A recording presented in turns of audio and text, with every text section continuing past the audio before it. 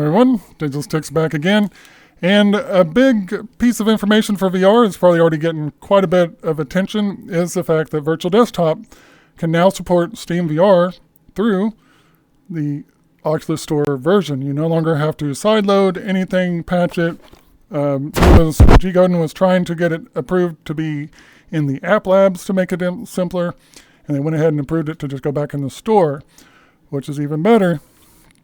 And so that's going to get a lot of buzz and a lot of excitement, and it's warranted on a lot of levels. VR Desktop, Virtual Desktop supports wireless Steam VR streaming very well. It's actually a remarkable program, and what G. Godin has accomplished is amazing. He is a dedicated developer. I mean, I had a chance to be in early on that during his, help beta test and everything while it was, anyways. I'm aware of just how much effort he put into trying to perfect it. Like it wasn't enough just for him to have it usable. Like he was, and I believe he still is. If he can find a way to lower latency even more, he's going for it. But he's already accomplished enough with it. Sorry, my son forced a Jolly Rancher upon me. But he's already accomplished enough with it to justify, to bring him all the profits that he needs from the app. But he's not stopping there. So all the props to him. That app is great. I'm glad he's had the success he's had. He deserves it. He really created something that was worth that.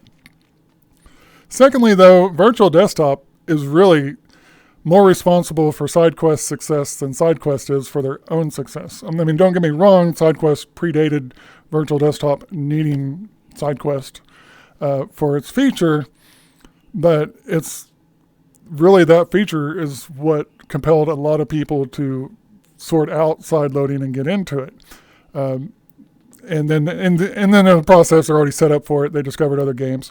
Another draw was Beat Saber mods, but really the Virtual Desktop wireless support, that's something that people not knowing what all they're getting into or how much that was a definite must-have for just about anybody capable of streaming from a VR PC that had a Quest. So again, a major driver of that.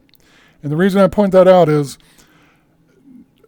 Facebook doesn't give stuff away without taking something in return. They haven't, at least in VR to date. And so all of the headsets since the original Rift, when they've come in cheaper at launch or whatever, or they've given you a little bit more at the same price, they've taken stuff away from them. None of the headsets feature-wise are as good as the original Rift was, period. And that's including comfort as a feature as well.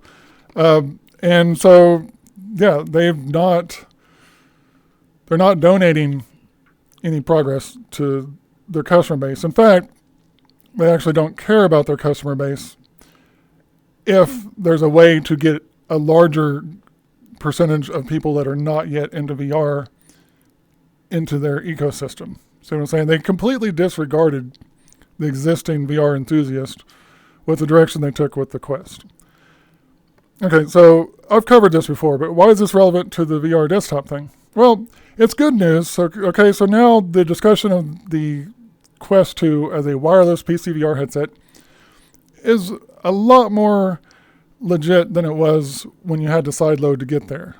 It's still not an official support or whatever, but it's probably better than official support, obviously, because G. Godin's actually produced something that Oculus talks about, but have really no reason that shouldn't have been a feature at launch of the Quest 2. I understand they were trying to avoid having freedom to shop around for games with the original Quest, but once that was out of the bag and they had Link, why is the Quest 2 still using a convoluted system to connect to a PC instead of something by clear design? So I don't think the Quest 2 is really meant to be a second generation device. I think that's just helping with the hype. I think it's a device that's cheaper, easier to manufacture and navigate the current climate where supplies are limited, etc. So they probably even got a great deal on the Snapdragon XR2 chip just to produce something that the Qualcomm was already going to be making instead of Qualcomm needing to continue to make an outdated chip just for a Quest. So there's a lot of things behind the scenes, but I digress. The point is, Virtual Desktop really, very likely, is the reason that Link ever came to exist. And once that enthusiasm was there, where the Quest failed for Facebook's goals was to be a standalone device that had enthusiasm as a standalone device. They clearly wanted to hype that no PC was required and all of those things, and they did, and that gets some people interested. There are a lot of people that have Quests that don't have gaming PCs, but it wasn't enough. Like, there was too much awareness of the actual limitations of it as a standalone device for that to get to the level that they wanted to get to.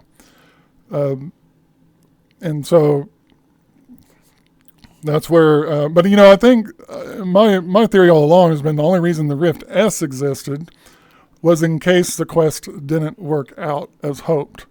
It was to prevent them from being completely out of the market. But because it's not, the Rift S is not even a true upgrade over the Rift either. And it was clearly always kind of a stepchild once enthusiasm was strong for the Quest. But, okay, so I'm again off on a tangent. But the point is, Facebook has won the battle of VR hardware right now. And they did it by putting out cheap devices.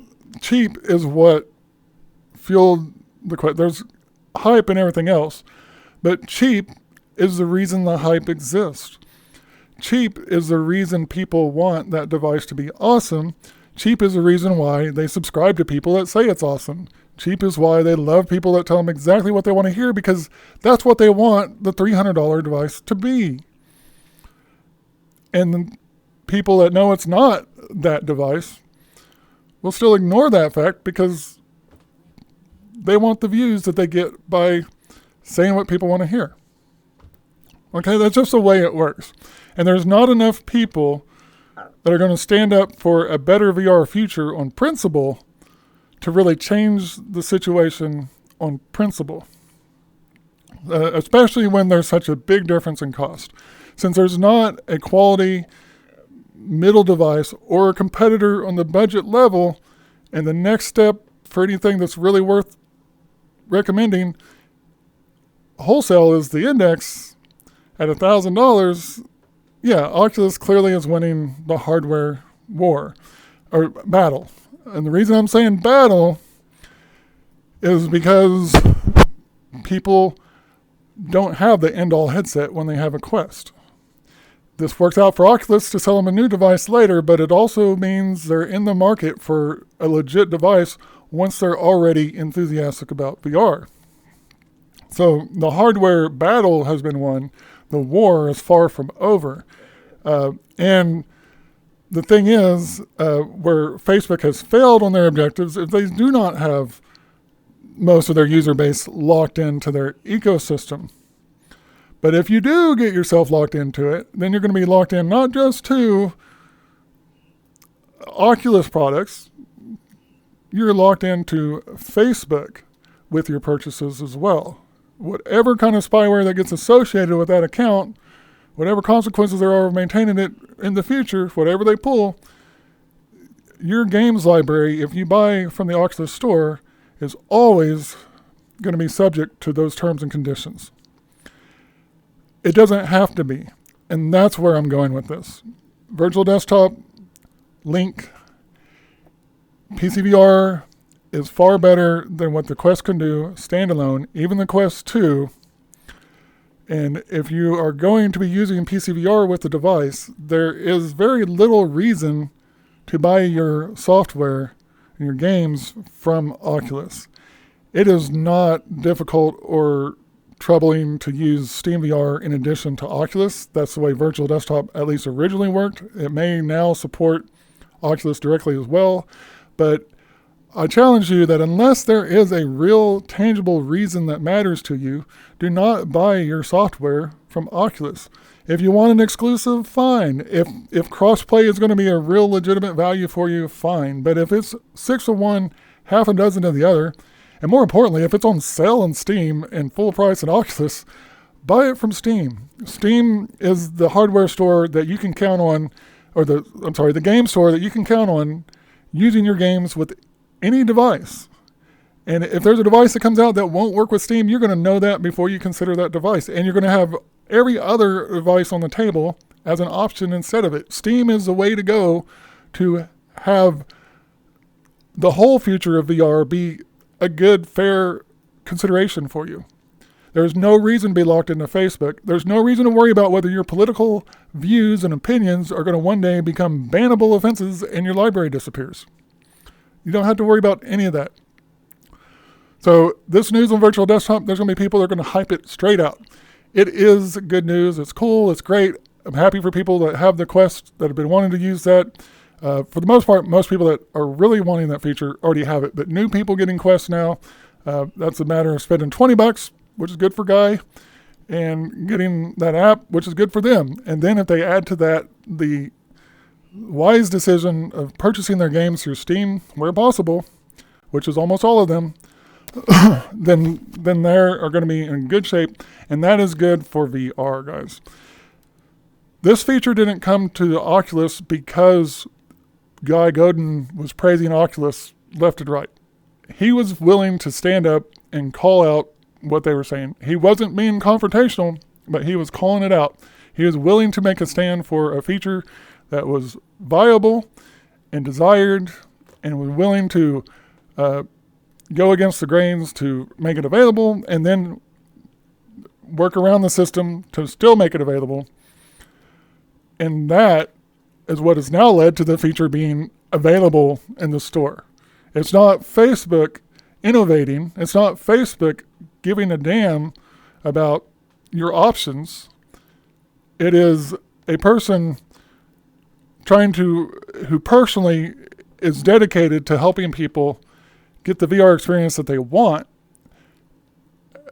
by whatever, however he can. So he almost single-handedly has changed the trajectory of VR, or at least, honestly, he's very much possibly the reason that there's still a reasonable hope that Facebook lock-in is not the definite future of VR, because he is the reason the Quest is not a locked-in ecosystem being hyped to people that are then locked in not only on software, but they have, no alternatives to where they buy their hardware or their software at all if they only have the Quest standalone.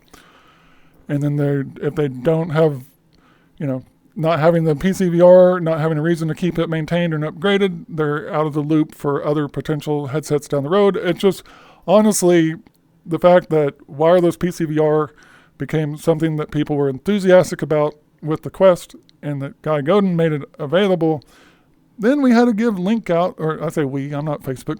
Facebook had to give out Link to try to salvage some stuff. Anyways, it really has gone this way because of people that are not playing the Facebook game. And that's all I'm trying to say is you don't have to sacrifice on principle, because there's not enough people that are going to do that to have it count. But don't compromise for no reason whatsoever. And in most cases, if you're playing PC VR, you're going to have better options, better sales, better everything with Steam VR. Why lock into Facebook? When Facebook is spamming you with their store page every time you connect to your device, when you're taking these extra steps to connect, when you don't use them and you still have to have this bloated software on your computer, that tells you don't want that company any longer than necessary to be your source of VR access. You paid for your device. You should have a device that feels like you bought it instead of a device that feels like it was given to you for free in exchange for your privacy. So this is good news. It's kind of a concession on Facebook's part.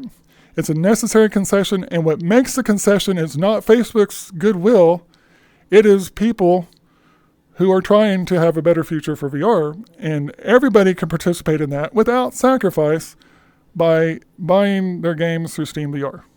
I don't work for Valve. I'm not vouching for Valve. And what they provide and what they're doing is what actually enables the VR that I like. I don't make content here because I was in a locked-in ecosystem. The things that excited me about VR were almost all made possible by Steam VR, by overlay apps, by individual developers that made things. There's just so many. It could go on quite a bit. Full body tracking for VR chat, awesome, definitely. Very few people doubt it. You can use a hybrid setup fine, okay? That's fine, but you still can't use it unless you're using Steam VR to run VR chat. Mixed reality Beat Saber. A lot of people have seen the streams. It's pretty cool, right? Only possible through LIV and Steam. And then it supports many apps, some of them which you don't see.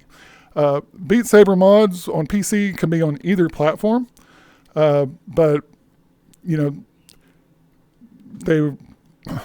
anyways, so that's, it's a moot point on the platforms, but you can't bring them easily to the Quest. And honestly, the ability to mod the Quest Beat Saber at all may be in jeopardy because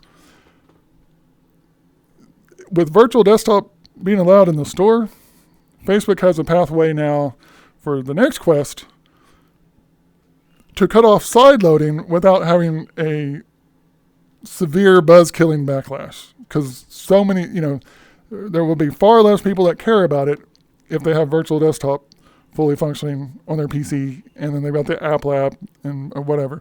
They're like, whatever, I can go get an indie game on my PC, I'm not worried about it. There's not going to be near the backlash. So that's probably going to be what they take in exchange for making this available. But in any case, guys, Facebook is a shit company.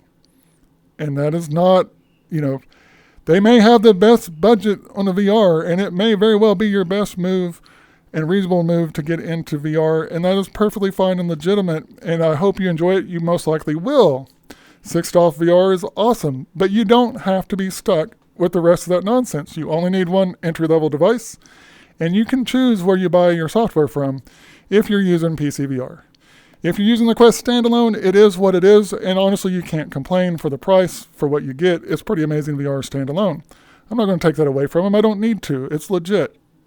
And it's a good option. You're trading your privacy or whatever, but it's a good introduction. It's probably worth it, especially if you're only using it standalone 2 hours at a time or whatever.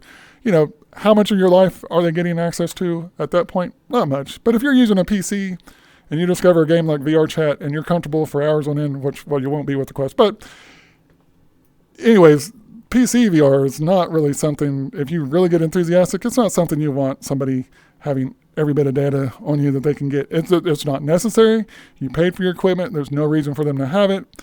And you just don't want that. There's more of you coming out in VR than you realize at that point. And honestly, it probably doesn't matter for a lot of companies, like whatever, they got it, whatever. With Facebook, it matters. We've already seen it matter. We've seen stories after stories. I mean, Facebook purposely plays games. What does this negative story do to this person's emotions? I mean, they've done a lot of, It's one thing to blow it off for a social media platform that you use voluntarily once in a while. It's one thing to compromise to have that app on your phone to check it once in a while. It's another thing to pay for a device and get into a whole new medium and have all of that subject to a company that behaves that way. So I'm not trying to take away from the virtual desktop buzz and support. That's every bit a reason to be excited, but it's also a chance to wake up to not only do you have options to vote for a better future without costing yourself anything, but you don't really have a reason not to in many of these cases. You just need to be aware of it and do it. And then the other thing is just know that it does make a difference to oppose nonsense. So stand up for what you really like, what you really value, what really matters to you. And if something is unacceptable, make it known. Share your opinions on this stuff and just help encourage people, because this technology is still early on. The Facebook thing, the extra enthusiasm and interest in the attention and people discovering VR that come through the Quest being cheap can absolutely be a good thing for the future of VR. But not if that future stays in Facebook's hands, is what they're trying to do. and it doesn't have to, and it doesn't, so once you have the device, from there the content can be the way that you help encourage a better future, not just for VR in general, but for your own experiences. So I hope you take this to heart. I know it sounds awful serious for something that's just some people passively enjoy, but it is what Facebook is trying to do, and it is how enjoyable the medium is. It is how cool it was. It's like a new frontier to be in VR chat or VR in general and see some of the indie development and stuff that was going on, even in 2018, and there's people in it before then, was pretty amazing. It felt a lot like the earlier days of the internet at all felt like. I mean, it was definitely people with a new frontier to work with before corporations lock it all down. Well, Facebook is rushing in to lock it down for themselves, and that's not going to be good. So it doesn't have to happen, and I hope more people will recognize it shouldn't happen, and go ahead and enjoy the VR device that you can get your hands on for what it is, but you only need one entry-level device, and if you want freedom to get the device of your choice in the future, to break free from spyware and all of that, you need to purchase your games so that they can travel. Take care. I'm Digital Sticks. Appreciate you watching. Have a good day.